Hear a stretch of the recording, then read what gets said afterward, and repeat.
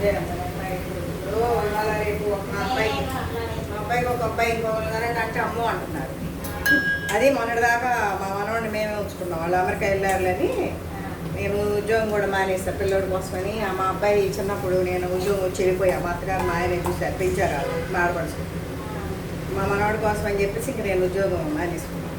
మా అన్నాన్ని చూసుకుందాం నేను 2 నెలలు ఇక్కడ 2 నెలలు తినాలి. మా వియంకురాలు ఇంట్లో అట్లా ఉండేవాడు. ఇంకా మా పిల్లోడిని మా పంపించిందంటే సర్లే అని పంపించేసి ఇంకా చేర్పించుకుంటాం స్కూల్లో అన్నారు.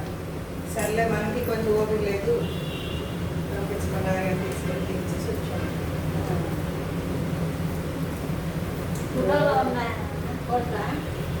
పైన వాడు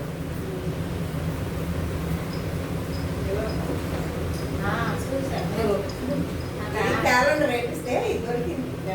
మన బట్టలు దొరికి ఎక్కడ పెడదాం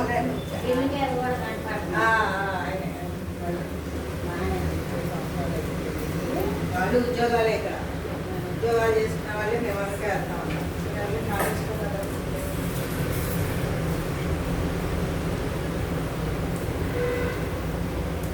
ఉద్యోగాలు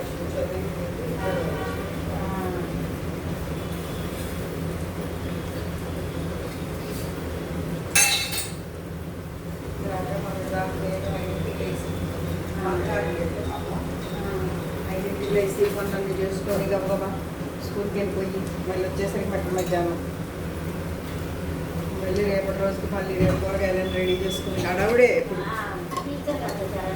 టీచర్